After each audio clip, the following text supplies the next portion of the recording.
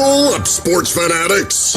This is the Sports Chasers Podcast, your HQ for in-depth sports talk. Join host Kevin L. Warren and crew as they dissect the hottest stories, ignite debates, and bring you closer to the action. From locker room whispers to expert takes, we cover it all. It's game time, so strap in and grab a drink. The Sports Chasers Podcast starts right now.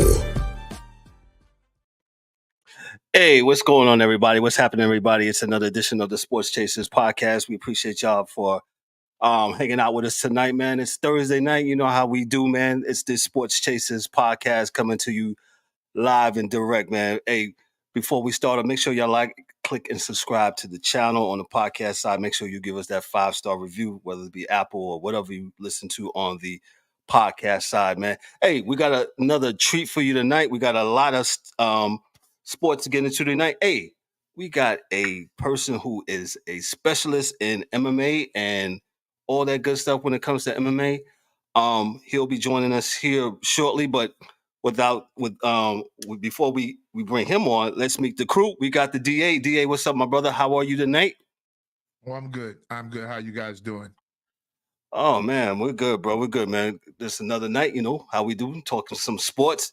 Hey, without further ado, we got our guest. Let me just properly introduce him, man. Hey, he is the host of the Fight and Sight podcast here. And they come on new podcast every Thursday. Join Timmy B and his amazing co-host as they bring you all the latest news, updates, and analysts from the world of mixed martial arts. Each week, they are joined by fantastic guests from around the world of combat sports, including UFC, ONE FC, Bellator, BKFC, and beyond. Without further ado, let me introduce, because I got applause now. I got real applause because they used to clown me. Hey, let's introduce my man, Timmy B. Timmy, what's up, brother? How are you, man? That is real applause.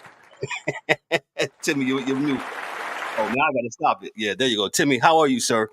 Good, man. Thank you so much for having me. I love what you guys do all the time. I'm a fan of you guys, so thanks for having me on. Man, I'm a fan of yours, man. And like I said, when we connected together on the Podmatch app, man, shout out to Podmatch and my man Alex Sanfilino, man, for what he does with that amazing app, man. And I was like, hey, I was looking for somebody to connect with when it comes to MMA, and I came across you. You know, we got our lines, but I'm glad we connected, man. Hey, welcome to the Sports Chasers, man. I appreciate you, man. So I'm gonna just let you dive in. How did you get started? And well, how long has your podcast been on? Go ahead. Oh, we just began our 4th year. We just hit episode 161 this week, but it started, 4 years ago during the pandemic. So I was a mixed martial art. I would train in mixed martial arts, train in Muay Thai and MMA, boxing, jiu-jitsu, whatnot. And then when the pandemic hit, you couldn't do anything. True. So we were all out. We're all just sitting at home, not being able to do anything. And my buddy at the time, we were thinking, maybe we should do something. Maybe we should start up a podcast or something. And then we're like, you know what? Fine, let's do it. I had been a guest on like a comic book podcast a few times, and so I got the itch. I liked it. And then we started to do it. It took us forever because you had to decide on your name and your logo and all that stuff, right? It takes forever. Yes. And then when we finally started launching it, we're like, all right, let's try it. We'll just goof around. And then next thing you know, we started having like UFC fighters and stuff saying, hey, I'll be on your show. Like, I'll come on the podcast. And we're like, really? Like, are you serious? And then next thing you know, we start having guests. And then we're like, oh, okay, maybe we'll have like a guest every couple of weeks, maybe once a month. Next thing you know, we're having a guest every week. Then we started having 2 guests an episode. Like, it started getting crazy. And it's just ballooned since then. And the problem, I just can't stop. I don't know how to stop. I'm having too much fun. I want to stop because it's been 4 years of this. But I can't stop. I'm just having a good time, man. I got good guests all the time, and I keep meeting very cool people, very inspirational people. It never gets boring. The world of mixed martial arts, the big thing about mixed martial arts, unlike any other sport, there's no off season. We go 52 weeks a year. You cannot go a week without having some sort of live event, from small to big. There's always something going on. There's always news to talk about. It's insane. I don't even have enough time to be able to capture all the things that we want to talk about every week. Wow, because you would have to be on every day. You'd have to be, and like things change by the minute, How would I have known that coming to speak to you today, that just today they announced Mike Tyson versus Jake Paul? Yes. I mean, not necessarily MMA related, but I mean, Jake Paul's trying to become an MMA fighter. He signed to PFL. So, I mean, technically that's news in our world, and boy, oh boy, is that news or what? Let me ask you this, Timmy. What do you think about boxers crossing over into your guys' world? Your thoughts? You know what? I'm fine with any kind of cross promotion. I'm fine with any athlete taking it serious and coming over. I think it's great. I think the one potential problem, actually, our guest this week on the podcast just dropped today was Kelsey DeSantis. She's the girl that just lost to Clarissa Shields, two-time Olympic boxer in PFL. There was a lot of drama with that fight. People don't realize, but PFL didn't tell Kelsey that there were no elbows until the day before the fight. Mm-hmm. They changed the weight class. It went up from 145 to 160, like about a month before the fight. They didn't let her partake in the open workouts or put her on media day. There was like a lot of drama. So what I don't like is thinking that they were taking a boxer, bringing them into MMA, and then kind of feeding them a win. You know what I mean? Or like doing whatever you could to kind of get that girl an edge mentally, psychologically. We always joke around that sometimes, like, we had the UFC come to Canada, where I am in Toronto, Canada.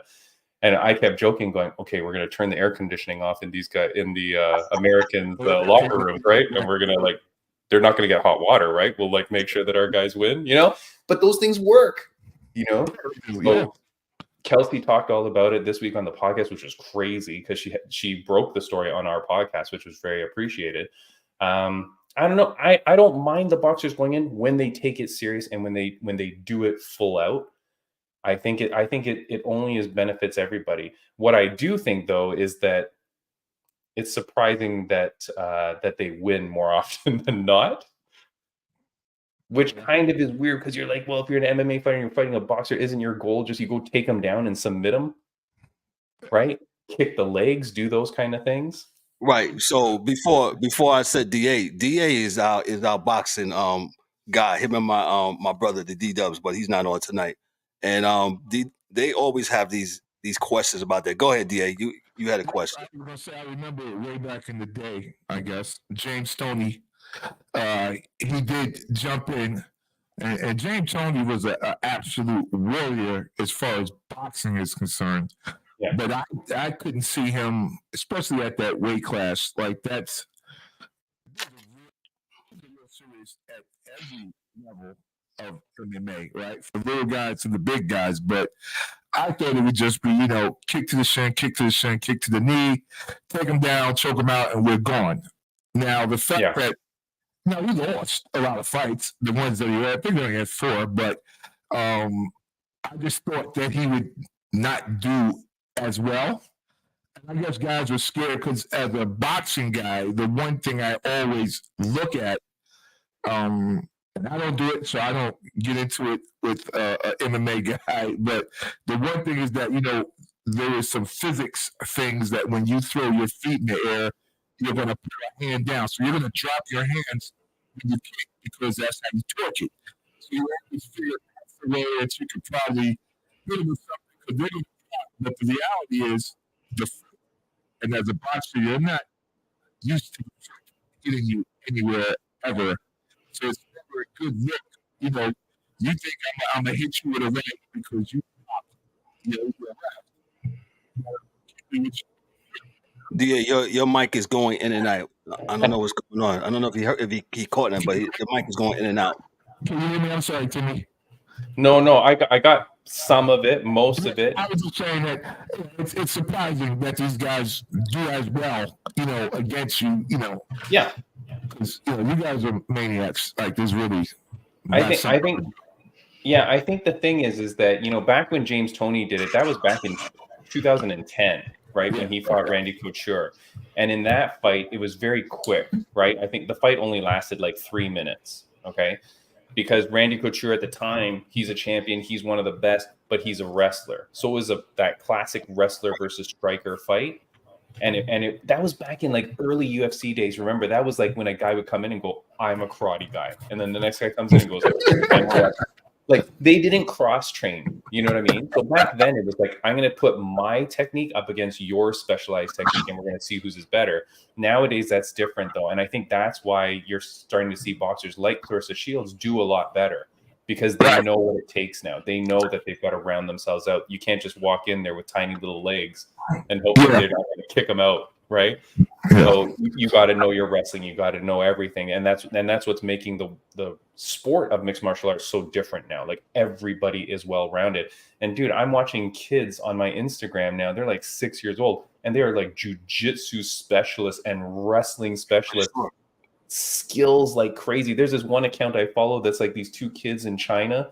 It's like a brother and sister that just beat the hell out of each other with beautiful boxing technique, like crazy. And you're just like, those kids did not exist 10 years ago, 15 years ago, right? So when those kids grow up, and that kind of athlete is what we're going to start watching in mixed martial arts, brand new ball game, baby. It's crazy. Let me ask you this. What do you love about UFC?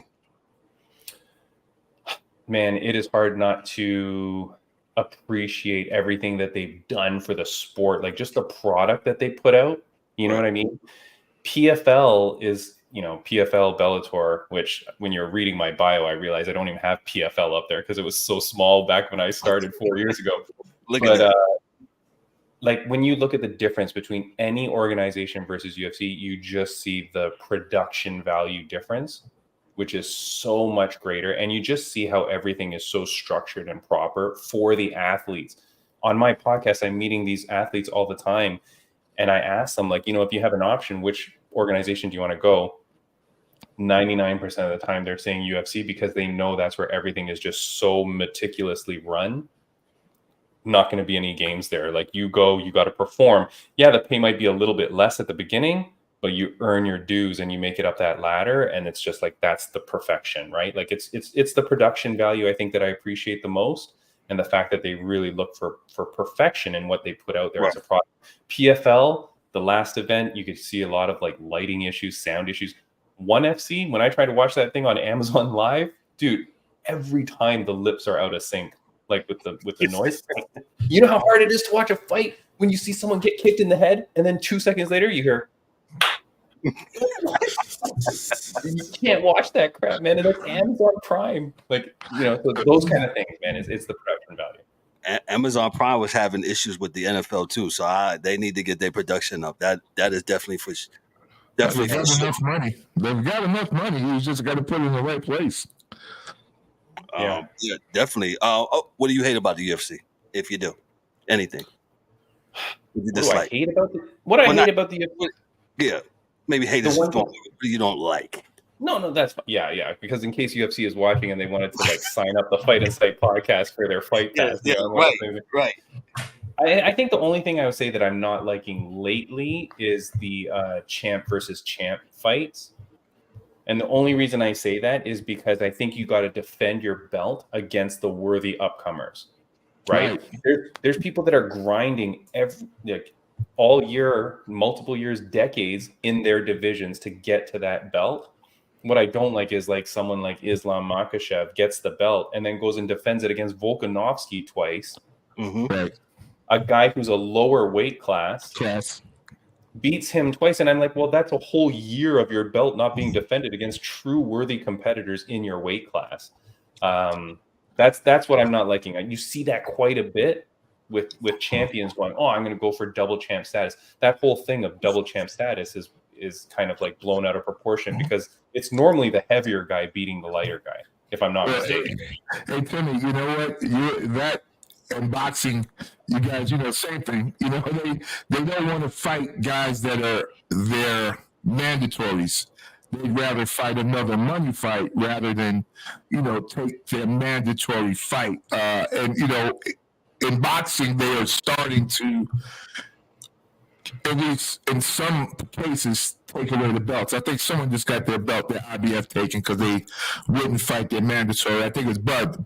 Yeah, they took Bud's belt because he wouldn't fight his mandatory. So, but as far as just to piggyback on what Kevin was saying, so regarding the different promotions, when you guys have a pound for pound ranking, top 10, right? I know I know you hate it. Did that figure into it? You guys say, well, listen, we can't rank you this because, you're not up against, great competition. And I'm sorry for the microphone, so. Yeah, no worries. Like, yeah, I think what he's saying is, does the P for P, the pound for pound kind of title, how does that play into it? The problem with that is, like, pound for pound is such a weird thing. It's all subjective. There's no real like test for that. Everybody just goes, well, that's my favorite guy. For me, King Bobby Green, right? I don't know if you guys know Bobby Green. He's my favorite of all time. You want to give me a Mount Rushmore? I'm putting Bobby Green on there. The guy doesn't win. He doesn't win every single fight, but god dang, I love him.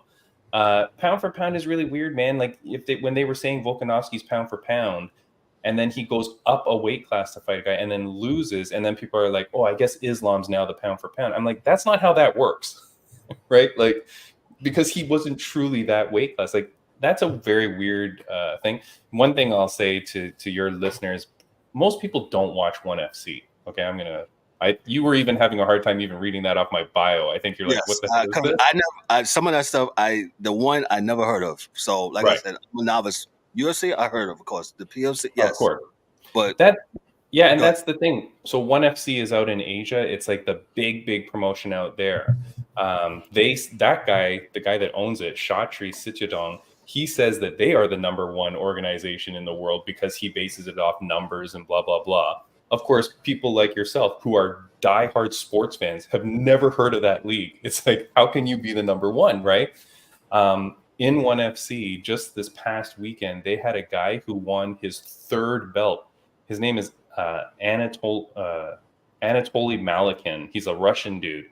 He is the middleweight, light heavyweight, and heavyweight champion, all at the same time. How is that possible? Wow. First of all, he's a beast. But what it does show is that organization has no fighters in those divisions that were worthy of title shots, or the organization just wanted to make this guy a champ for like a headline. You know what I mean? Like, of course, the guy had to win it, but the fact that they have a guy that's holding 3 belts at the same time, it's kind of weird, right? Like, so that's what I'm not too much of a fan on, because I feel like, hey, there's got to be other guys in those weight classes that would love a shot at the title. And now this guy with 3 belts, he can only defend each belt like maybe once a year. Strange. What do you say to people? I'm gonna bring it back to the States. What do you say to people that say that the UFC factor, there's no star power as of now? Conor McGregor, he's kind of he's in and out right now. What do you say to those people that say that, hey, there's no stars right now, especially I guess the men's side and the ladies side? Your thoughts? What makes someone a star, I guess. Like, it's that, like, what makes you a star? Because obviously there's tons of champions. There's people with incredible personalities. There's people that are outlandish and crazy and insane. They look good, right? Like, you've got male fighters that look the part. You've got girl fighters that are very good looking, right? I don't want my wife to hear, but you know what I mean? Like, you've got marketable stars. I think the thing is just how much do they push themselves into the mainstream media, and where is mainstream media in focusing on the UFC stars and things like that, right? Like, we just have to get them more on shows or in things, so that they can bring a spotlight onto them. But the stars are there. Like, if you're watching the sport, there is always someone that you're dying to watch or dying to see. This weekend, UFC 299, you've got Sugar Sean O'Malley, who is potentially like the next Conor McGregor almost. You know what I mean? I think what you really need for someone to be a true star is for them to come from like a smaller country, bring a whole country fan base. That's what seems to like kind of explode people a little bit more. I think it is harder for like an American per se in America to become like such a breakout star. And the thing with MMA is, dude, it is so hard. nobody goes unbeaten. Nobody doesn't suffer a loss. Nobody doesn't have a bad day. So that's a little bit tough too, because everybody's always kind of winning and losing. You know what I mean? For the most part. Right. And fans are fickle. You know, you're only as good as your last fight. And so the minute like that superstar loses, everybody's like, okay, he's not that good. Well, but yeah, especially casual fans. Yeah, you're right. Right. The casual, not the diehard fans like yourself, and who also, you cover the sport. What's one thing you would like to see? What's a fight you would like to see in the future? You know, a fight that I really wanted to see at UFC 300. No, I shouldn't even say this because this was not good for the fans. People won't care. But I really wanted to see Ronda Rousey come back and fight Miesha Tate for the third fight. Mm-hmm. Ronda Rousey and Miesha Tate had a great rivalry. Ronda Rousey's coming off of the WWE. She ended her contract there. I thought everything was perfect for them to go. I heard that they had offered Rousey $15 million to fight that fight at 300, and she turned it down. Yikes! That would have been great. I think my other big fight for UFC 300, I really thought it was going to be Platinum Mike Perry versus Logan Paul. I know that would have pissed a whole bunch of people off because neither of those guys really belong there per se. But that would have brought like a lot of fans, a lot of casual fans, or a lot of not even MMA fans at all come to watch that, because that would have just been insane. And then of course, when I had UFC fighter Brian Bam Bam Barberena on the podcast, he thought that the main event of UFC 300 really was going to be Mark Zuckerberg versus Elon Musk.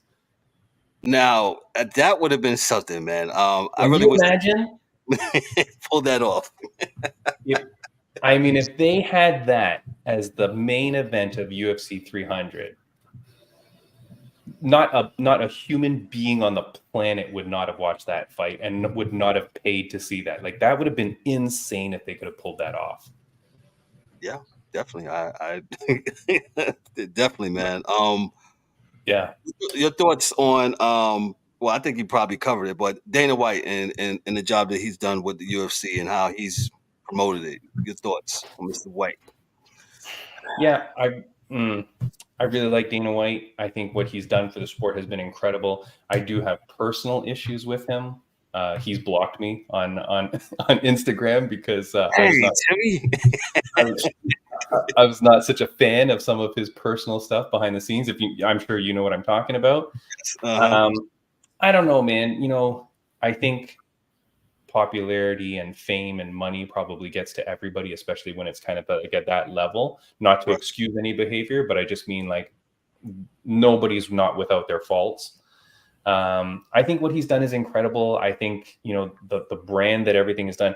But I think when we say that, I think we take away credit from all the hundreds of people that are working behind the scenes, or thousands of people. You know what I mean? Like, right.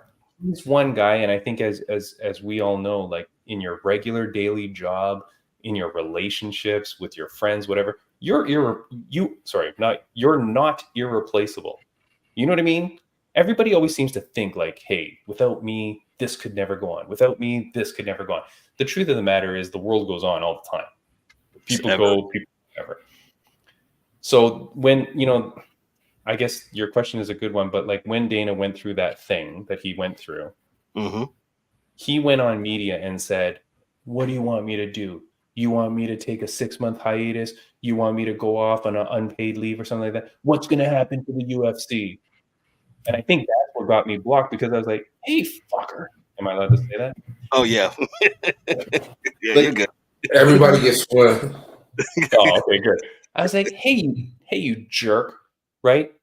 You think that you're so fantastic that if you were gone for 6 months, a year, whatever, that the organization couldn't last without you? You don't think, let alone I could pick a random fan out of a crowd and ask him to make the next fight card, and they could probably do a pretty good job. Right? Like marketing, it's a beast. It's a machine. I don't think one man is any more behind it. But did Dana White do this from the get-go? Is he the guy that lifted it up? Is he the guy that created it? Yeah, 100%. Right. And aside from those faults that he has, which are kind of big faults, but aside from those things, praise him, man, because without him, we wouldn't be here. I got you. That Timmy, that's really funny. That Dana White blocked you. Yeah. Maybe he'll block you after this episode. Maybe. No. Dana White blocked me. The owner of One FC has blocked me as well. Shatri, he blocked me. I don't even say like that rude stuff, man. But I call it like it is. The guy from One FC, what he did was there's this guy who's like a champion. He's like the face of the organization. Right. He was like the owner's like favorite. You know what I mean? They were like pet, right? Like it was his little pet. The guy loses his belt. You know how the owner at the end of the fight goes and like puts the belt around your waist? Mm-hmm. This owner, he goes to the new winner, literally throws the belt over his shoulder and then walks away. And I'm like, does nobody see the disrespect here, man? Like, this is freaking crazy. And then when I called that out, block, immediate, you know? They don't like the truth, man. You don't like the truth. And what's wonderful about podcasting, and you're independent as we are over here. What's wonderful thing about it, right? There's no constraints. There's nobody talking in your ear crazy. And like you said, because we do the same thing. We call it like we see it. And I love the beauty of that, man, because nobody can control what you say. And if it's truth, it's truth. And if it's lie, it's a lie. But, shout out to you for, being, having some media integrity, and you just calling it like you see it, bro. It is what it is. I think, well, that's the thing, right? Like, I think like on a podcast, you're really free to say what you want. Like our podcast got picked up by a television channel here in Canada for a bit. Congrats. Me and my co-host for a time, we were on Filipino TV across Canada. I'm sure you watch a lot of Filipino TV down there. We were on Filipino TV but it was a little bit weird because I had to like kind of temper my thoughts on things, or like kind of had to like, everything had to be more cheery. You know what I mean? Because that you got it. Yes. Even online, right? Like even online, if you type stuff, if you get a little bit too crazy, people will come at you, blah, blah, blah. Right. But right. When you do your podcast, in all honesty, you can say whatever the heck you want. I try to be very polite always. And I try to not to be too biased or anything like that. Right. Just for the simple fact that, hey, I never know who's going to come on my podcast next week. Mm-hmm. But, having a podcast, you're allowed to say your thoughts. I love it when my co-host, Ringside Rain, she's a ring announcer for Up Next Fighting in California. I love it when she disagrees with me. You know what I mean? I love when I have a guest on that disagrees with me. I don't want to just talk to people that have my same opinion. And I think that's what I really love about podcasting, is that you have people on that you can have a nice debate on things and talk things out and debate things in a private and respectful manner. Not private, sorry, in a professional and respectful manner. Nah, that's exactly what we do on here. I wish DA's mic was working was working better, because he is one of the people on our podcast. I would say Mike Mills probably would agree with me. He is our leading how can I say it, in swearing. So yes. Yeah. He lets it, when he's mad about something, he absolutely, and he's very passionate about it. And we also, like you said, we talk about things, and we don't always 100% agree with one another. And I don't want nobody on here just gonna be a yes person and be like, yo, I agree. Nah, it's great to have an opinion, have a strong opinion, but at the end of the day, man, it's just your opinion. Yo, we talk it out, and we thug it out, and we still good at the end of the day, man. So that's Exactly. all I want. That's all I want. Timmy, man, this has been real, man. I appreciate you coming through, coming out. Hey, man, if it's a big fight, do you mind coming back and hanging out with us and just recapping it, man? If I give you some heads up, man, we would greatly love to have you back, man. And again, we thank you so much for coming through, man. Where can we find you on social media and all that stuff before you get out of here, man? Yeah. I don't know. Let me check it out here. But I'm at Fight Insight Podcast is where I am. Pretty much just look, if you just Google Fight Insight Podcast. But on Instagram, that's where I'm most active. On Instagram, it's at Fight Insight Podcast. So go check me out there. And then, through my link tree in there, you can find everything else. But I would love it if you guys could go on my YouTube and subscribe to me there and give me some clicks and likes on that. That really helps out. Or Spotify or whatever. Give me some reviews. Do whatever it is you got to do. Whatever you do for Sports Chasers, do that for them first, and then come over and do it for me. But I would really appreciate it. And if you love MMA, look, even if you don't like MMA, we don't get too deep in the weeds. We're not counting punch counts or strike counts or anything like that. We're talking to normal people. We're talking about their lives, and we're just having a good time. So, and my ring announcer co-host, Ringside Ring, she won a competition to to ring announce at WWE SummerSlam. She was a wrestling person. Really? She's moving into the MMA world. So she's not even huge into it. Sometimes she'll ask me like, hey, do you know this guy? I'm like, yeah, that's Forrest Griffin, for God's sake. Like, this is a legend. And she's like, oh, okay. So you don't need to be a huge MMA person, but if you just want a good, fun podcast to listen to, we're just about an hour every week. Come on over and check that. Y'all make sure y'all check out my main man here, Timmy B from the Fight and Sight podcast. Let me give him some applause here, man. We got some real applause. Timmy, thank you so much, my brother. And like I said, we'll be hollering at you when we have when a big fight comes on. We're gonna have you come through and talk about it. Thank you so much, my brother. Thank you. Definitely. We'll talk about it. See you guys. See you, Mike. He's Timmy B of the Fight and Sight podcast, man. Thank you. DA, you good over there, bro? I'm sorry we missed you, man, because this would have been really good, man. We'll have him back on, though. DA's frozen now. So. I'm Archer here to protect the Gorgonites. That's what he sound like. Oh, he still can't hear us. Man, it was good to have Timmy B on of the Fight and Sight podcast, man. We had a good time talking to him, man. Let me run down here the next what we got here. I thought I had it up. I'll get it here. What's going on in the world of sports? I can't hear shit. Well, you're live, sir. No, we heard that. Oh, let's get his mic before he says something real. Now you muted. Oh, okay. I'm sorry. I thought I muted him. Mike Mills, what's up, brother? How are you? I'm sorry. Did you have a question? I mean, it's too late now, man. But I'm chilling, man. I'm chilling. Yeah, chilling. Mike Mills is definitely here in the building. Let's go on what happened in sports within the last week here. If I can pull it up, I don't know what's going on my screen here. All right, we'll go to something else before I can put it up. Let me go to the call to action, man. I got a special call to action tonight. DA's on. I mean, not DA. Well, DA's here. He's still dealing with mic issues. D-Dub is vacationing somewhere hot. I'm going to have a special person read the call to action tonight. I'm going to bring it up right here. I got it all queued up, and I think I do. Yes, I do. I have it queued up. I thought I had it queued up. Now we acting like rookies here. Shame on us. We got our intro and our outro, and everything else messed up. Everything else is messed up, it's right? One or the other, right? Shit crazy. Right. All right, I got it now. I'm going to read this call to action. It's not by me. Hey, it's D-Dub. Y'all see it here in a second. I'm gonna bring it up here on the screen. Let me no, I don't want that.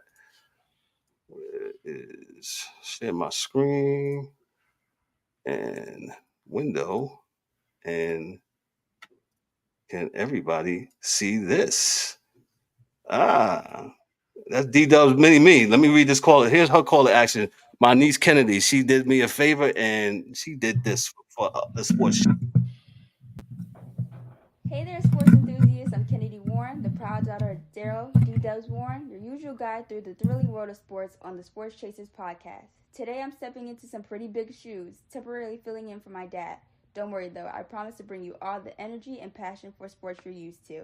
As a special guest today, I have the honor of delivering our call to action, so let's dive right into it, shall we? First and foremost, if you love diving deep into sports analysts, hearing the latest news, and enjoying some good old banter, do us a favor. Head over to our YouTube channel and hit the subscribe button. Not only will you stay up to date with all our episodes, but you'll also be part of our growing community of sports lovers just like yourself. But hey, the conversation doesn't stop there. We're all about engaging with our listeners. On the podcast side, drop us a comment, share your thoughts, and let us know what topics you're itching for us to cover. Your feedback is the playbook we use to make this show better every single episode. And because no one show is complete without a little love, please leave us that 5-star review. It helps us more than you know, boosting our visibility so that more fans can join in on the fun. Don't forget, we're not just living in the podcast and YouTube world. Sports Chasers is on all social media platforms. Follow us to keep the conversation going. Catch behind the scenes content and get updates on all things sports, whether you're into Twitter, Instagram, or Facebook. We've got you covered. Alright, team, that wraps up my time with you today. I've been Kennedy Warren, filling in for one and only D-Dubs. Thank you for welcoming me into your world, even if just for a little bit. Remember, in sports, as in life, it's all about the chase. Stick around for more sports insight and stories coming your way. And Dad, if you're listening, I hope I did you proud. See you next time on the Sports Chasers podcast. Shout out to my Sports niece. enthusiasts, I'm Kennedy Warren. Shout out to my niece, man. She did that for me. She was going to read the call to action. She was going to do a video. She was like, nah, Uncle Kevin, I don't want to do a video. So I said, all right, send me the audio. So she sent me the audio, and she did a wonderful job. She said she wants to get into some broadcasting media while she's in school and stuff like that. So I said, hey, come do your dad a solid and come do your uncle a solid, man. So shout out to my niece, Kennedy, for reading that call to action, man. Thank you so much. I'm going to give her some applause too, man, since we're doing applause. No, that's loud. I'm sorry. Look at that. There you go. So that's good, man. So Mills, what is going on tonight, bro? How are you? World of sports. Microphone. Everybody, the microphone. I don't know. Yeah, we live. There we go. Nah, good, man. Let's talk about it. What we talking about first? All right, so we're gonna jump in. I was trying to get my thing up here, but I can't. So let's jump into the world of college basketball. What's going on with college basketball before we? Well, this is the last week of the regular season, and those good old conference tournaments are around the corner. Some start this weekend, some next week. So it's a lot of teams on the bubble trying to claw their way in before they're stuck only being able to get in by winning their conference tournament. And it's hard to win 3 games in 3 days, in some cases 4 games in 4 days.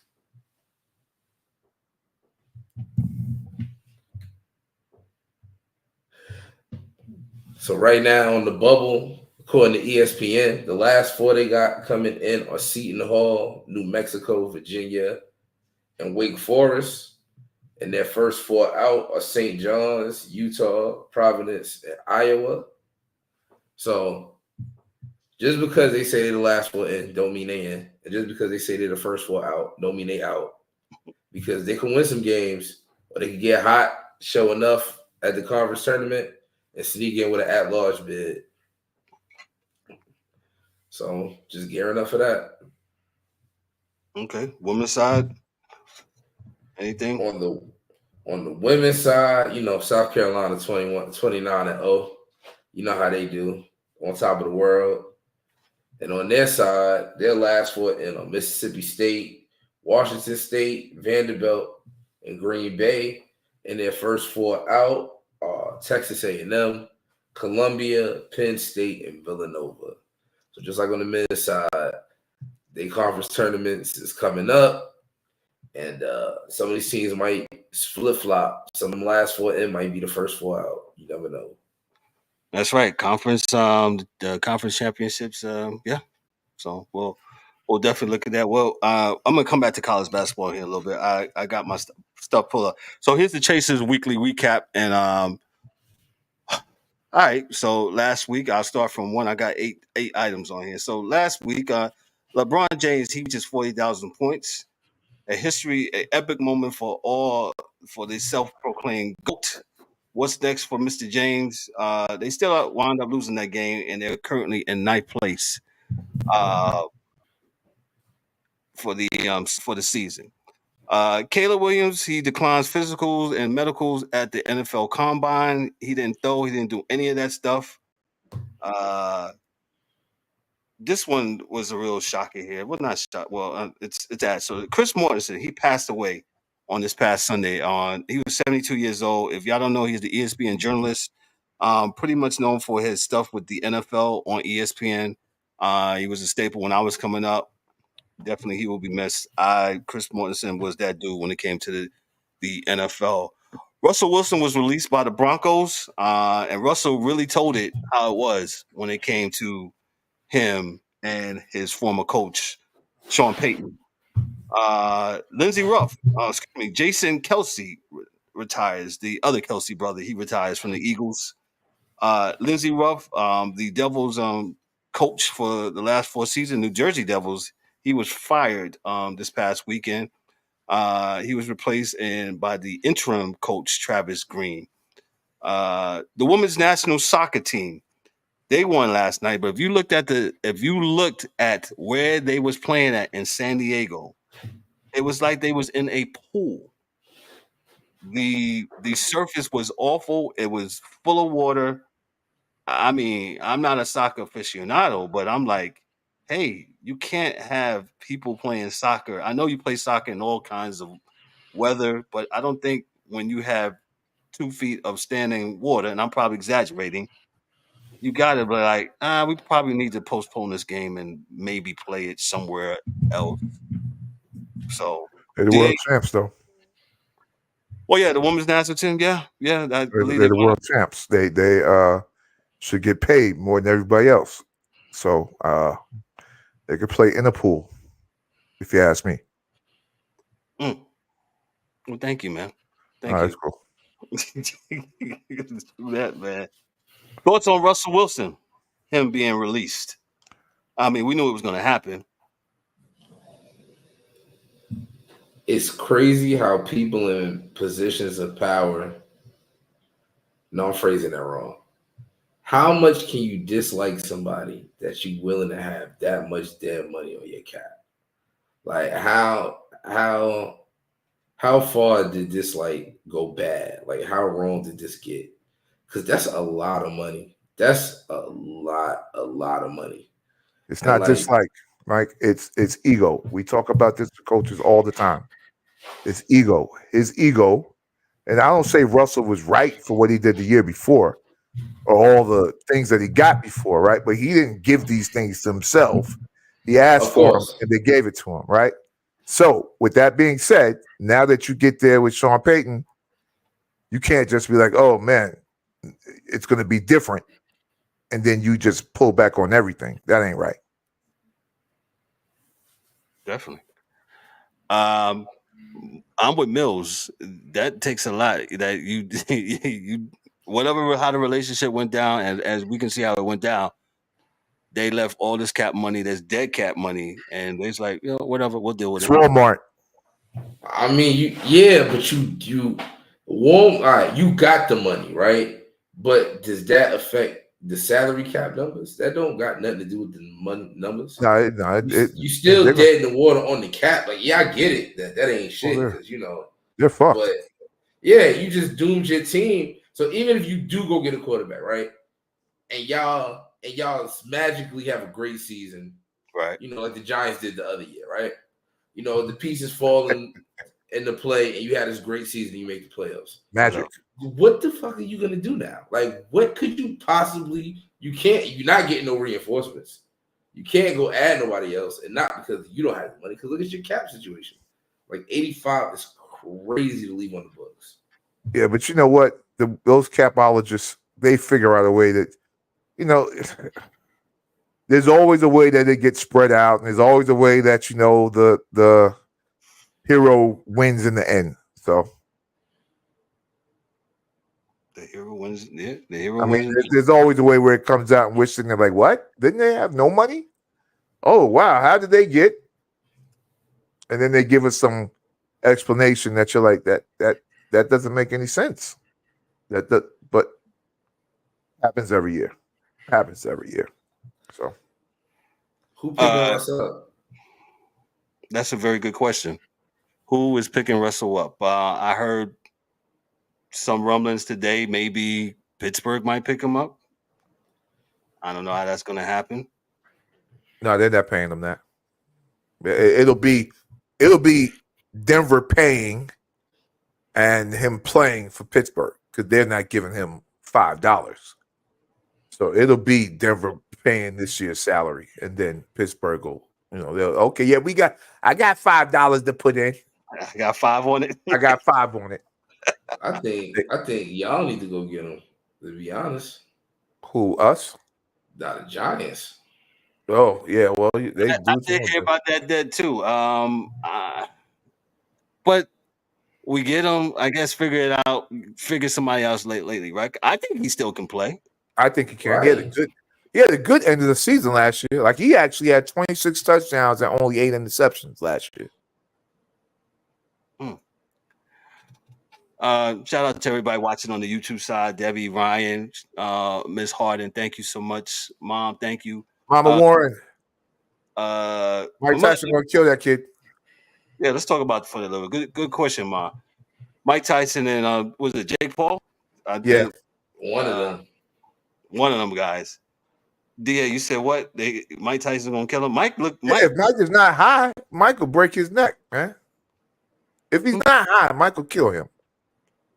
Who was that Mike fought a couple years ago for charity? Who was it? That was what? It was Roy Jones. No, that was Roy, right? Yeah. And Mike was fake out of shape when he fought Roy. Oh, Mike was high too. They just said and Mike is in way better shape now than he was when he fought Roy. Yeah, they said that he smoked a joint right before that fight. I mean, but high don't mean nothing but high. Oh, yes, it does. Oh, yeah, yes, it does, Michael. I mean, listen. I fight a high dude, he's getting knocked out. You say that. He has no chance. He has no chance. Unless he's a pro in high, but there otherwise, you go. That's what I'm getting at. So high don't mean nothing but high to somebody who don't get high. You feel me? So if they get high all the time, it's really like they're maintaining. So Mike is at a point where he's just maintaining, and killer instinct don't go nowhere. So it just goes slower when you're high. That's all. A little bit. I mean, yeah. That boy Mike is in way better shape than when he fought Roy. So, I mean, watch his net. Yeah, Mike should get him, unless it's I hate to be Johnny Raincloud, but he lives in Vegas. The fight will probably be in Vegas. All 5 mob families plus Chicago mob is in Vegas. It depends on what that betting line look like. Mike is, hey, Mike could always use a few extra millies. So, he don't care. But he was the one who put Jake Paul on, I think, years ago. So, Ron Paul or whoever he was, whatever Paul he is. Ron Paul's politician, bro. Jake Paul. Yeah. I don't. Yeah. Yeah, whoever. Yeah. Yeah. So, okay. Definitely. Thoughts on Caleb Williams, him not pretty much doing nothing at the combine? I know I asked DA this question. I know DA loves the combine. Your thoughts? Yeah, it don't matter. Well, I did like what he said. He said that, hey, y'all got film on me. Why don't y'all just watch that? I do agree with him with that. That's what I've said for years. There's no reason to do it. It's a money grab. That's all the combine is. And you can't tell me nothing different. So, yeah, I heard all the stories. Well, say he came from a small college. And that they got film. They've got film of him. If you're that good, they got film of you. Yeah, that's true. That's true. Let's move on. Okay, we did we'll go to NBA talk. Let me go. DA, you had something with soccer while we do that, and then we'll go. I sent it to you. We're at the second leg of the Champions League.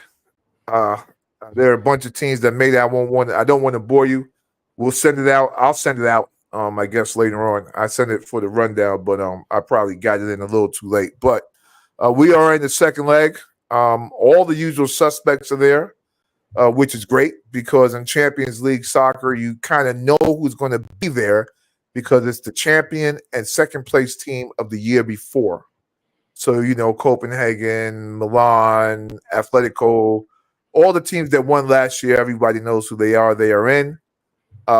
They were in the tournament, and they are the teams that have moved on to be in the quarterfinals, which start next week. And they usually play 4 matches a week, 2 on Wednesday. 2 on Wednesday and 2 on Thursday. So what will happen is I think we'll do this for the next month, and then we'll go into the semis and then the finals of the Champions League. And again, this is the Champions League of UEFA, which is the champions of all of the European leagues, second place teams in the European leagues. Go at it. And then from there, the champion of the, I guess, Europe on the whole will be there.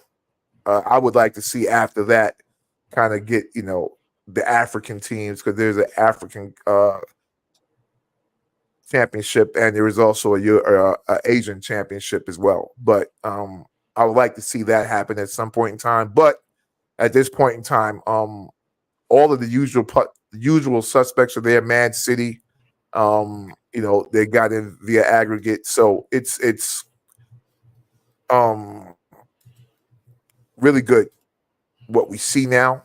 And like I said, this is probably the most important time or exciting time for folks that are real football fans, at least European football fans now, because your champion, if you're a Dortmund fan or you're a Bayern Munich fan, they get to go up against Manchester City or Copenhagen or PSG, which is something that they would not usually do because they're not in that league, right? So, they don't have conferences per se like we have here. So you wouldn't have during the regular season Dortmund or Bayern Munich playing against Manchester City because they're in two totally different countries and different leagues. So they wouldn't play usually. So this is the one time where you can get the best teams in Europe playing against each other.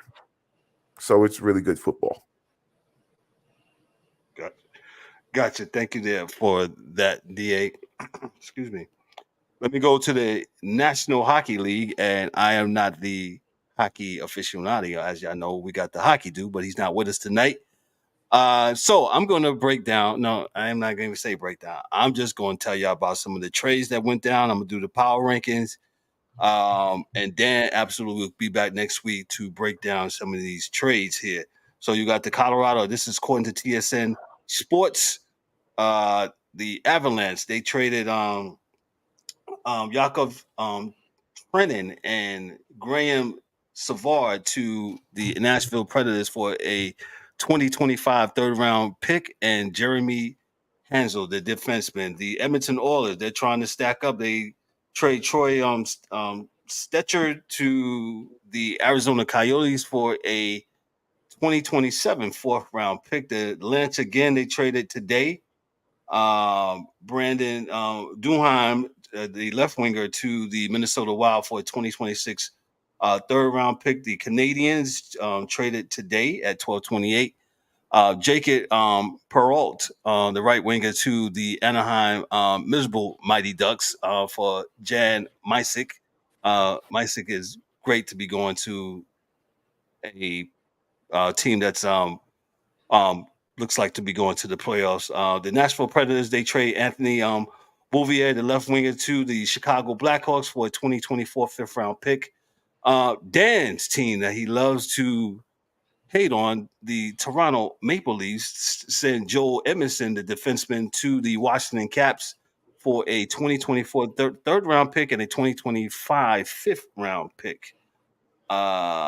Major trade here. We got Vegas, the Golden Knights. They send Noah Hannafin to the Calgary Flames for Daniel Minonorov and a conditional 2025 first round and conditional 2025 third round pick. The Seattle Kraken. This was the other night. My New York Rangers. They sent two, a second round and a fourth round in the 2024 and 2025 for Alex Weinberg, one of the centers on the bench there for the Rangers. Buffalo sends Bowen Bryan to the Colorado Avalanche for Casey Mithausidet. I probably jacked that name up, but Dan will get me right next week. Sean Walker, the Avalanche have been busy.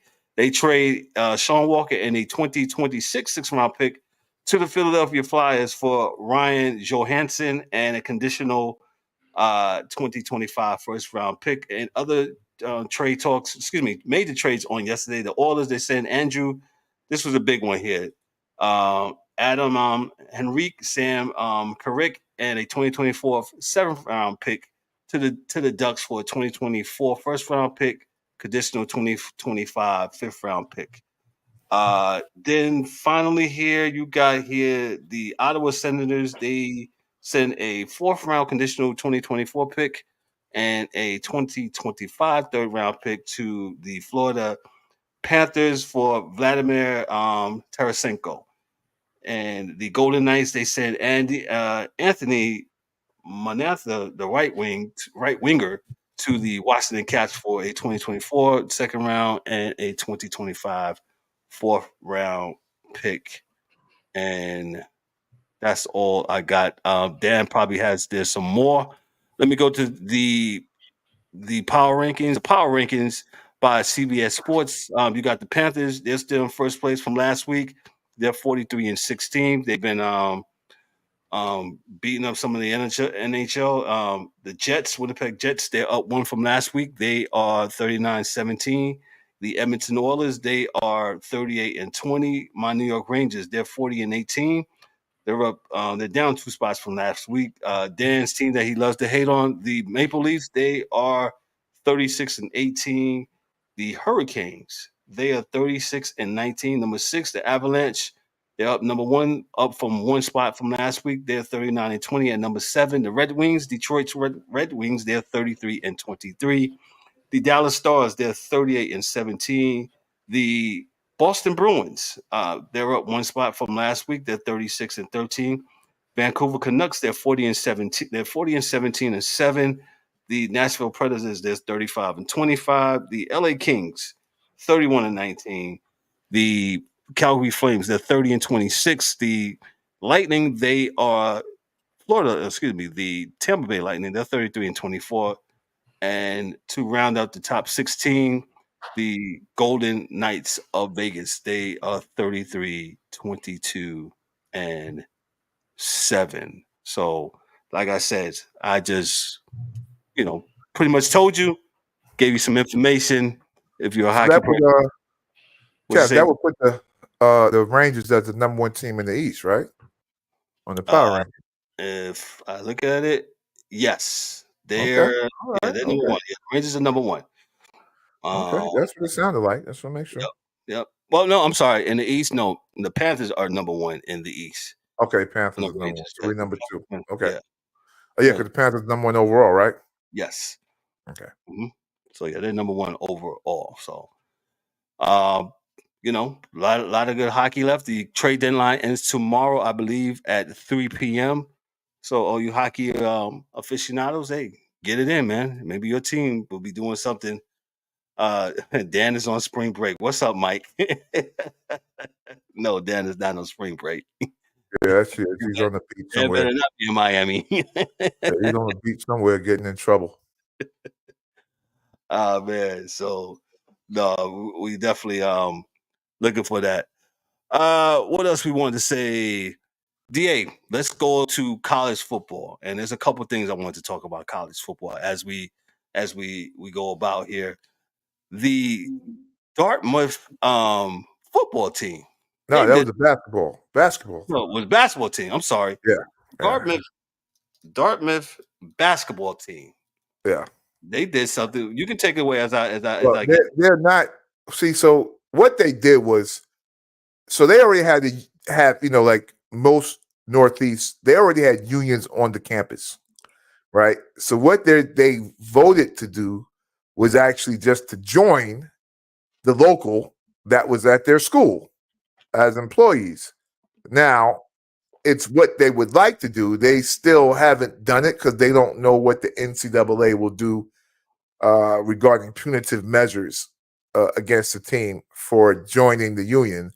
Because there are things like getting pushed out of the league, out of their conference. They don't have scholarships at Ivy League schools, so there's a lot of things that can be done to them, forcibly, pulling back some of their financial aid, so forth and so on. But they may have a group of kids on that team that, their parents paid the whole bill anyway, so they may not care. They just want to be treated fairly because they see their jerseys being sold in the bookstore and they're not getting any coin off of it, right? So we're still not sure as to what the NCAA is going to do, but they have voted to join a local that's on their campus. And, I guess it's the same local that would have the everybody else except for the teachers that are at the school, folks that work in the school administratively or, cleaning or whatever custodial union that's at the campus. So they voted to join the union. They're not going to, of course, have their own union or whatever, but they definitely voted to join the union within the school, and it was an overwhelming vote. And I think myself, you can do this because there's only 15 to 20 dudes on the college basketball team as opposed to a football team where there's 100 kids. So it's a lot easier to do it this way, and it's a lot easier to pull it in. So I think, I got here. It's 13-2, so it's almost overwhelming, and it's SEIU Local 560, which is the local that's on the campus up there at Dartmouth. Let me read this from the Athletic. This is from Alex Andrzejewicz from the Athletic, and this is a long article, but I'm not going to read it.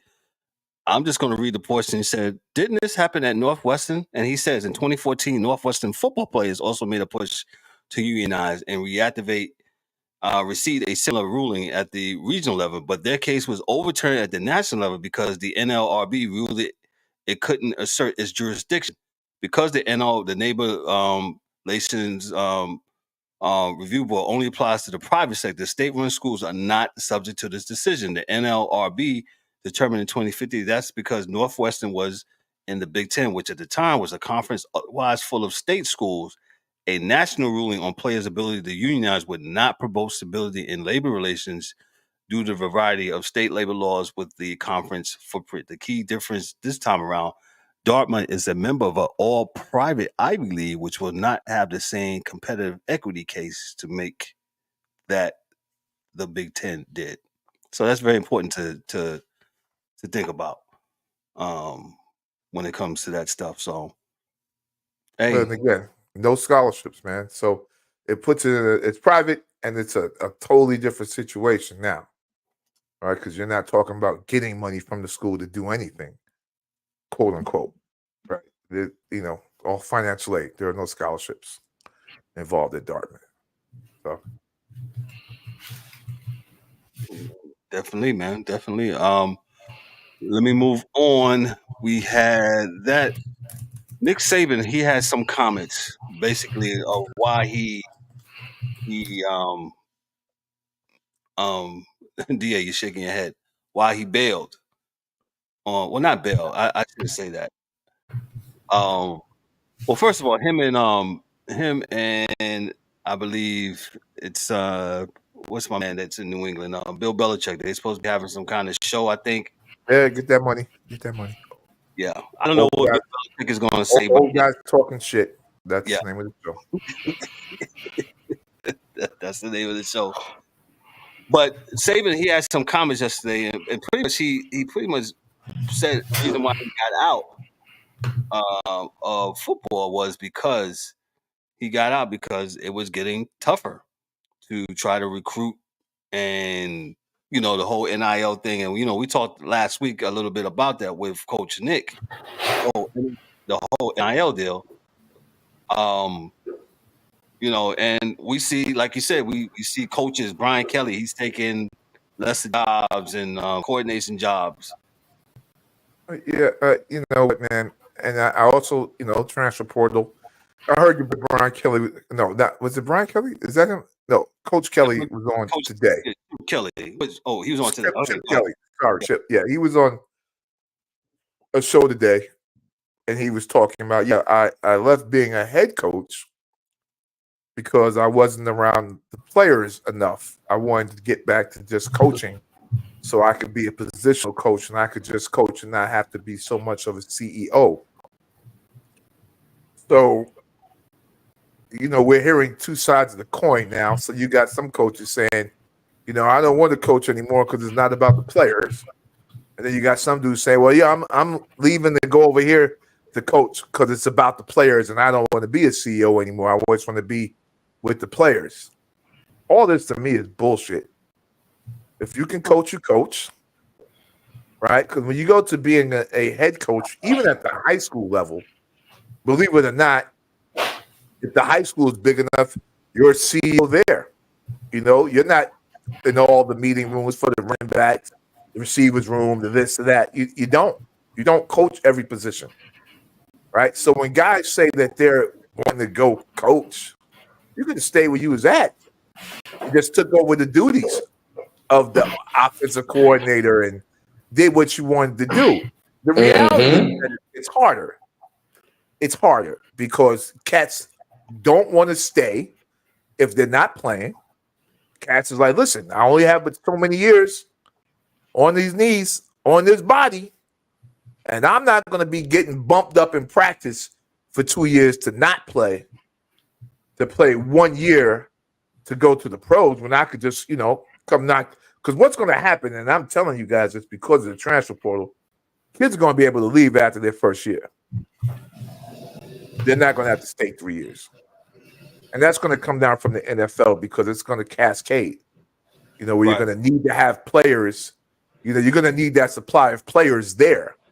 If you keep, there's going to be a what we call in my world, a bottleneck if we continue to have kids staying in college 3 years. You're going to have a bottleneck because dudes don't want to leave the NFL either because there's money there. Like, they don't want to get pushed out, and that's why they're hoping and betting that The Rock can save the world. And that's another thing we'll talk about at another date. Because with this USFL, XFL thing, Rock can save football. The Rock can save football because he could give kids a place to go play. Because there are far more colleges with 100 kids on college rosters than there are professional teams and places for these kids to play.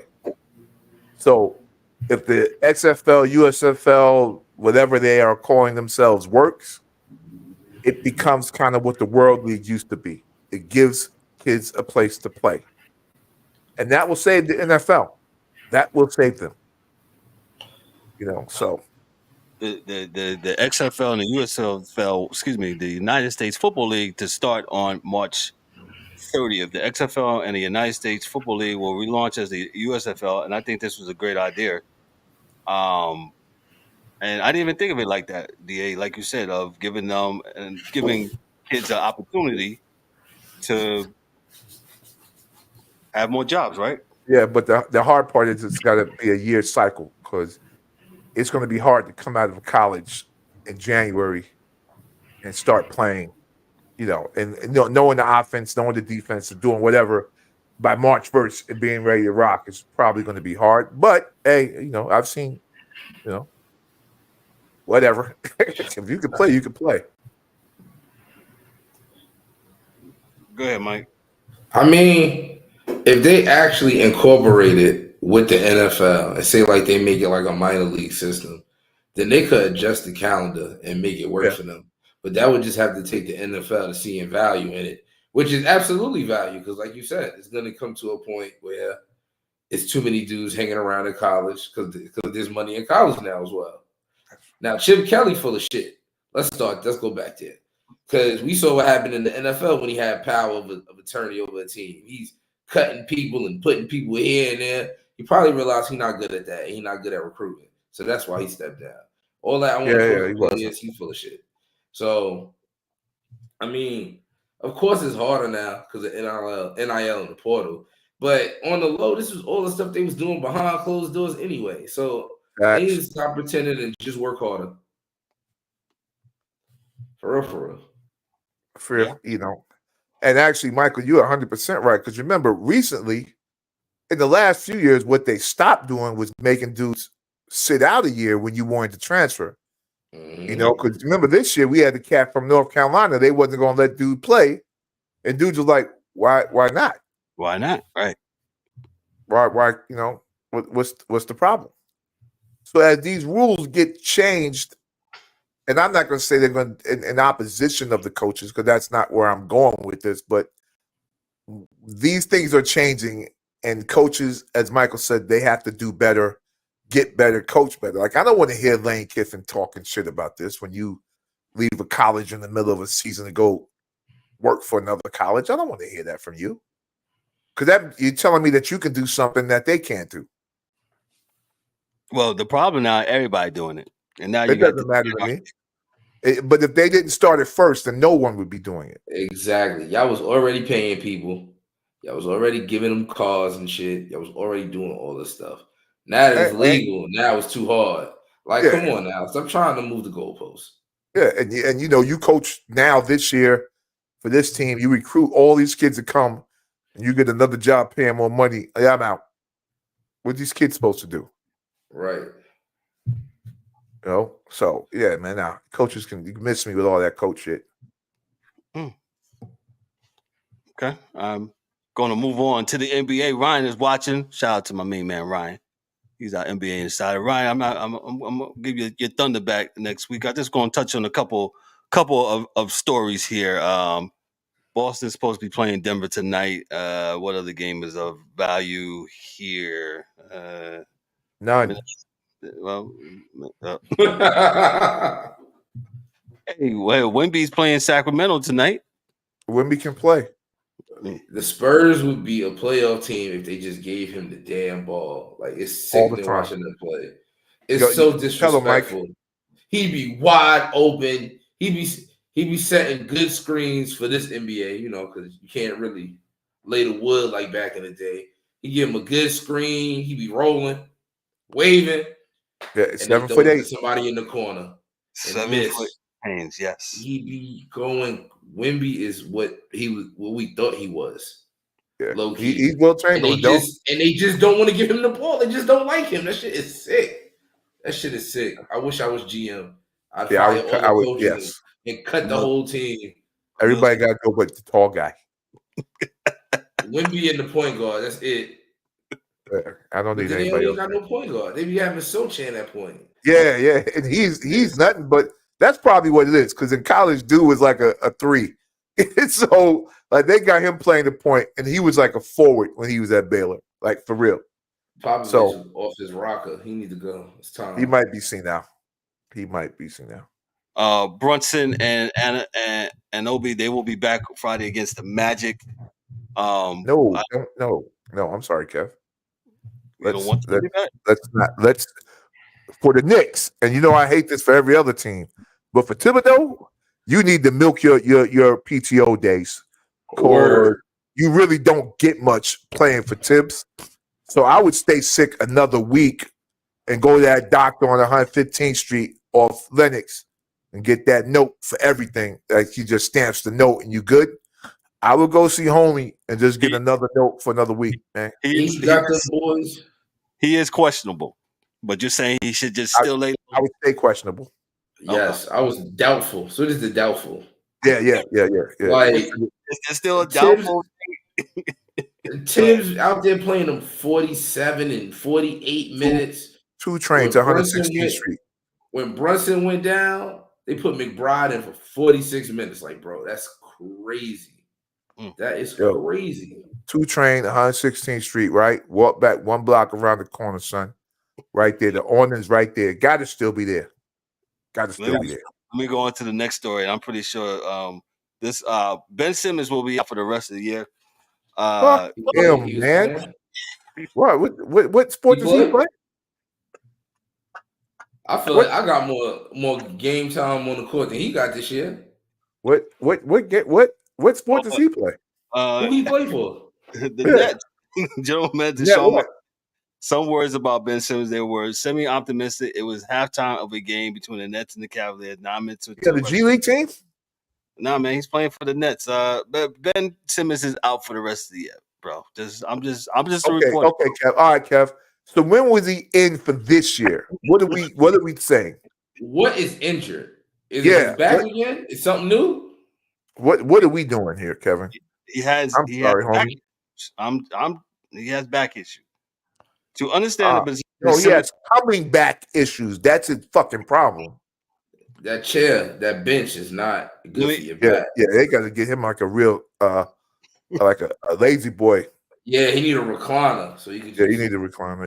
Yeah. To understand the position, this is from CBS Sports. To understand the position Simmons and the Nets are in, you must understand how the season went sideways. 5 months ago at Media Day, Spencer Dinwiddie said, "I think this team goes as far as Ben and Mikal take it." Oh fuck! We know who Ben can be when he's healthy, and right. And that train has been taken out of service. If that's as far as you go, that motherfucking train's out of service. The Like, train with one horse. Hey, I told you motherfuckers to get out the door. D, I never said that. Okay, y'all don't want to get out the doors? I never said. I'm taking this out of service. Tell Kev, give me the code for taking the train out of service, Kevin. Give me the code. I just changed the sideboard. I said, yo, the train's out of service, man. There you go. And this, cause you know what? Okay, we ain't going no further. We right here in Brooklyn. A train We gonna get the Manhattan shirt? No, we not going to Manhattan. We right here. Let's stop. I think this probably will be the last stop for Ben Simmons, to be honest. He got the money. He got the bread. He good. Yeah. He probably got a pretty woman he married to, got kids by, whatever. But basketball, it just may not be your thing, homie. Whatever happened when he couldn't, he had that, whatever happened when he couldn't, he froze and he was right there and couldn't put that ball in the hoop, he was never the same. Let me say something real quick, man. I don't want to get in trouble for this, but listen, man. And Michael, you can go ahead. You know, like when the country, they started giving money to cats that wasn't working, right? They just giving out money to dudes. Like, here, take this paper. Now dudes don't want to work because they're like, yo, where that paper at? He got used to not having to play. You can blame it on Glenn. But Glenn has said a lot of stupid things to a lot of players over the years, and it didn't make them stop fucking playing. I don't blame Glenn for this one. No, I mean, I can't. No. Look, dog. When he got to the Nets, what's your boy that used to be Lob City? He's probably sitting there on the bench like, oh, man, you had it good, man. Because when I had Glenn, he wasn't shit, right? So what's his name that played the dunk? He jump out the gym. No, not him. The other one, Blake. Yeah, Blake was probably telling him, "Oh man, you had it good. I would have stayed with him if I had this Glenn." Because Glenn with Lob City was like, "Oh man, I'm gonna bring my son in to be the point guard." And dudes was like, "Whoa." Whoa. So listen, man, I don't know why the cat don't play. He had a lot of talent, if you ask me. I thought he was a really good player. And I know for years on this podcast, I was the idiot standing up for him. So I'm now done with that. Michael, I don't blame Glenn for him, but Glenn did do some funny shit. It was like, so how do you feel? Ben did, him and the beat. Like he faked threw him under the bus, but he didn't throw him under the bus, but he threw him under the bus. No, I'm not supporting Glenn Doc Rivers. I'm just not giving him blame. There's a difference. There you go. Yeah, it wasn't his fault this time. That was Ben Simmons. Ben Simmons is up here. I feel like that's all his issues. Like, you didn't put it in over the basket over Trae Young, who you got like a foot over. You could have dunked it. That'd have been a whole different series, and none of this would have happened. But you didn't, and this is the timeline we got. So I mean, Ben Simmons don't want to play no more. He don't want to play. Go ahead, just retire. If your back hurt that bad, just retire because you're not playing anyway. You're gonna get the money. Yeah. Well, does he get the money? Well, yeah, if he's hurt, right? Guaranteed. You hurt. He got the shit. He been in there. He got a max. I know you didn't run through it. Maybe you did because you ain't been playing. God forbid. He got a lot of time on his hands. He can buy a lot of cars. I hope that boy got some money. I hope he got a bunch of cars in New Jersey. Right. You don't see nobody pop, but he got a bunch of cars in New Jersey. Go back down under. They love you back home. Go over there where you ain't got to worry about people talking about you. Yeah, he's paying a lot of therapists a lot of money. So yeah. Definitely, yeah. Definitely, man. Let me go to the NFL real quick before we get out of here. Free agency, about to be upon us.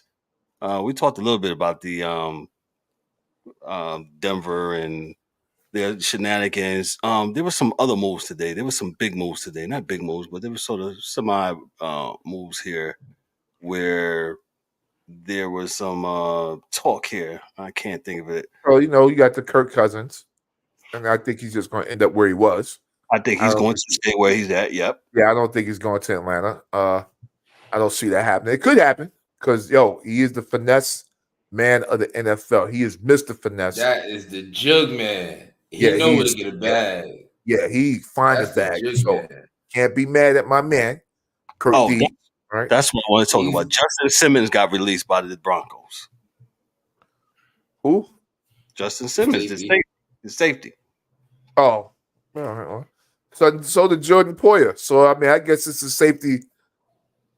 Jamal Adams got cut too. There's a lot of safeties out there. Yeah, there's safeties out there. That's a position. Jamal Adams. The Jets got over on Jamal Adams, I think. I think the Jets finally won a trade because he hardly didn't play for him.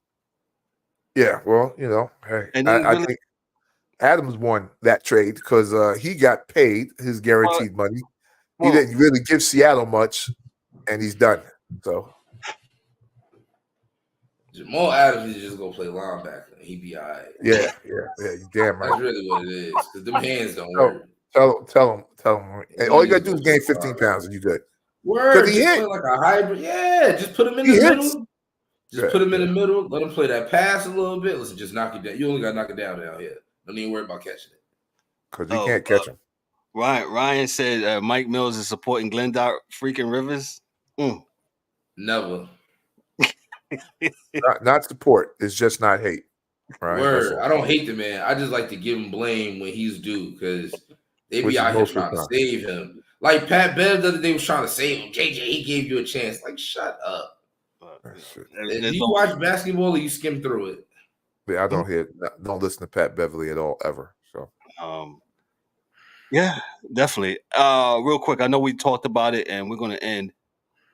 You the Bears. Y'all taking this guy at the quarterback or y'all trade? Man. Oh man. Can't do it, Kev. I mean, listen. You know what? What? I could be wrong. But I would keep Justin. And I don't care if you didn't draft him. I don't care if he's not your quarterback. Regardless of what ceilings or floors, whatever these guys say, what this kid can do. Right. You saw the good and the bad last year. You saw it all in one season. And for the most part, if you look at the numbers, the kid balled out with a bad team. You take them draft picks and get another wide receiver, and an offensive lineman, rather than getting a kid that you don't know where he's going to be. Yeah, he could be this, he could be. Yeah, listen, man, I've seen so many drafts, and I will say this, and you can name on your hand top 5 quarterbacks that actually did good in their careers. I'll give you the last one. If you want the last one, his name is Peyton. Luck. Yeah, but Andrew Luck didn't do good for long enough. So he only played 4 or 5 years. If that, right? Robert Griffin Jr. was great. Didn't last.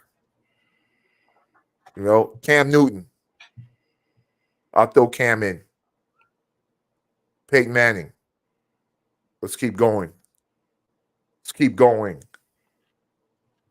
Right? So, yeah, him being a top pick. I don't know why they throw this Jedi mind trick on us every year. Like, because they draft you early means you're going to be good, because it does not mean that. They are two different games. If I'm the Bears, you still got 2 years on Justin Fields? Like, you got this year. If he played good, you could give him the 5th year, right? So, if anything, because Caleb Williams got too much shit going on. You don't want to do physicals. You don't want them to check your medicals. Like, I get the not working out, but the other stuff just feel like jackassery to me. Like, you listening to people. So, like, do you really want them issues? He and his father, he got right. Do you want them issues? No. So me, I trade down. Daddy shit. Yeah. Yeah, I trade down. I rob somebody else, get some more picks, and then next year, if I like something at the top next year, but I already had a chance to solidify my team with the picks I got this year. Yeah. I trade down. I just don't know what's so attractive that what you saw, like he won a Heisman, which is, I give you all props for winning a Heisman. But this year you were really not that good. So, and then you had some mental breakdowns. Now, I'm not saying he's not talented, but Are you comparing him to Ben Simmons? no, I'm saying that the hashes are different. The passing game is different.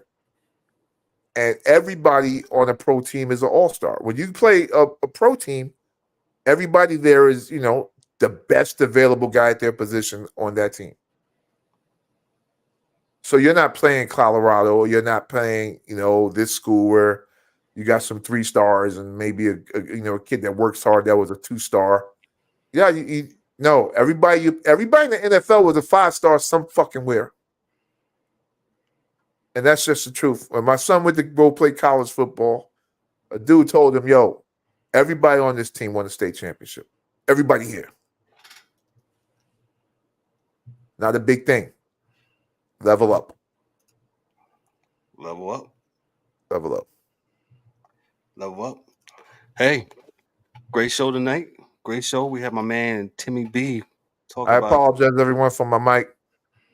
No, we good, bro. We good. No, we're not. But yeah, we'll get it right though. Yeah, we'll get it right. We'll definitely get it right. 3 of us was rocking tonight. Like I said, Dan come be with us. D-Dub, he's somewhere, doing vacation and things. Shout out to him. Shout out to my niece, Kennedy. K-Dub. K-Dub. She came through and gave us the call to action. Thank you. Thank you, my niece. Love you. Appreciate you. Who else we got here? The Angry One, he come be with us tonight. And shout out to I got the best producer in the world, man. Yo, he's the main man. He makes this stuff happen. He's really good at what he does, man. He's up here behind the scenes. Well, I won't tell all our business, man, but he's just threatening people. Hey, get your stuff right and all that stuff, man. So shout out to the producer, Junior, man. Thank you so much, man. Hey, Paul Shots, we're gonna get on out of here. Mike Mills, what you got for us before we go? Nothing major. Good show. Shout out to Timmy B in the Fight and Sight podcast. Shout out to all our fellow chasers who couldn't be here tonight. I have to go put my cape on to save Gotham. So everybody be safe. And I'll see you guys next week. Oh, okay. The back signal calling for you? Okay. All right, cool. DA, what you got?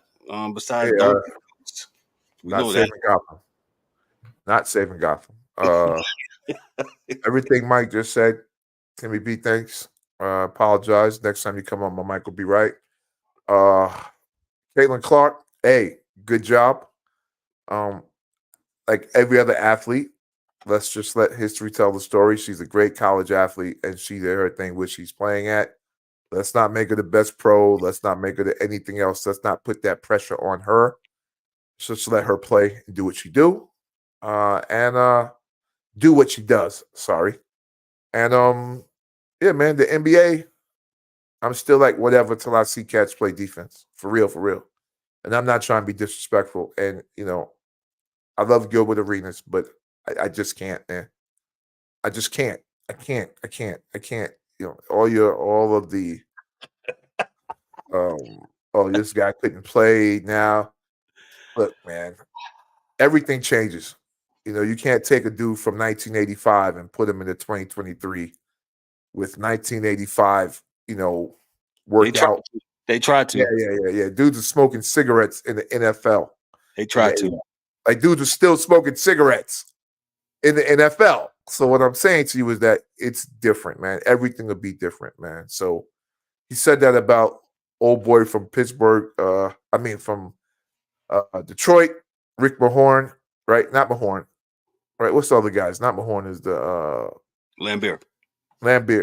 Yes. I said he would be like what you call him now, dude on Sacramento. If he had the same, workout regimen and you grew up with a trainer and you did this like kids do today, he would probably be as athletic, right? So, with the same drive, right? You can put that in. That's the only thing that you can put as a whatever. But let's just leave guys out in hypotheticals, man. I think everyone that's playing as a pro deserves all our respect. Even you, Ben Simmons. And, let's not disrespect one player to put another player up. All right. That's it, guys. Love you all. And don't do crack. Don't do crack. Thank you, DA. Always don't do crack. Mine's is real short. It's a parting shot, but I'm gonna end it on a high note. I and I shared this with DA yesterday. There was I don't know if he still does radio, whatever. Former New York City radio personality DJ. He said something about, hey, get rid of most of these podcasters, and took offense to that because I'm like, wow, you have your lane where you was on the radio every day, right? You killed New York City radio, New York City hip hop. Oh, oops, did I say that? Oh, yes, you did. Yeah, I said it. I said it. But you have the nerve to say, hey, get rid of all the podcasts and stuff like that. Shout out if you're an independent podcaster, if you can hear this in the sound of my voice, keep doing what you're doing. You know why? Sure. It's for you. That's one. And two, some of the legacy people, there's some of the gatekeepers who've been had a hold on this thing of information and stuff like that. They don't like it because, yes, we have a voice. And I don't see it no different than from cats when me and DA was coming along when they was inside their trunk and trying to sell their album, their tape, their mixtape or whatever, trying to hand it, to when we lived growing up in New York, cats was hot producers back then. Dudes hated Kid Capri. Real talk. Shout out to Kid Capri. Oh, no doubt. But they hated him because they thought that he was trying to, shut their business down. He wasn't. He was trying to accentuate it, and that's what we do. 100%. And it's no difference. It's the same difference. So shout out to all the independent podcasters. Shout out to the Sports Chasers. Shout out to my man Timmy B for his podcast for UFC. Shout out to all you guys, man. So hey, if you're podcasting, keep doing it. Don't let nobody deter you. Don't check your numbers every day. Just keep doing you, and all that stuff will come. Let me do this real quick call to action. Hey, go to the sportschaserspodcast.net. All of our stuff now is up there. If you want merchandise, it's up there. Just click the link in there. It says merch affiliate links. It's up there. You go in there. You can buy our merch. If you want something from Dugout Mugs, I don't have a Dugout Mug with me. Hey, go purchase it. If you want some Fanatics apparel, whatever, I got this from Fanatics, and we paid ourselves. So, hey, support us. Get something from, you whatever fan, support us. Go to Sports Chasers Podcast and go to the Fanatics link. Go get you a Giants hat. Go get you a Knicks hat. Whatever you want to get, go get it. And that helps support us to make this show better. And hey, that's all we strive to do is get better, man. So again, we apologize for some of the sound issues we had earlier. Like we said, we strived for perfection and strived to be better, and we are going to do better. And listen, I don't have nothing else heavy, man. Hey, y'all just have a great weekend. Y'all, make it the best, and make it, make it what you can make it. That's all I can say. Can make the best of it. So listen, on behalf of myself, I'm Kevin O'Warren, your host and moderator for the DA. For Mike Mills, who dipped out to save Gotham, for Darryl D. Warren and whatever Caribbean island he on. And shout out to my niece Kennedy for that call to action that she did for me. Shout out to her. For Dan, the hockey crew, and for James, Eric, the angry one, and also our super producer, Junior. Yo, this is the Sports Chasers Podcast. Y'all be good. Y'all be blessed. Y'all be great. Y'all make it a good one. We'll see y'all next week. Peace. That's a wrap for today's episode of the Sports Chasers Podcast. Don't forget to subscribe on YouTube and your favorite podcast platforms, and connect with us on all social media channels for exclusive content and updates. We'd also love for you to join the conversation, share your thoughts, and become part of the Sports Chasers community. And remember to tune in next time for some more real sports talk. Until then, stay frosty.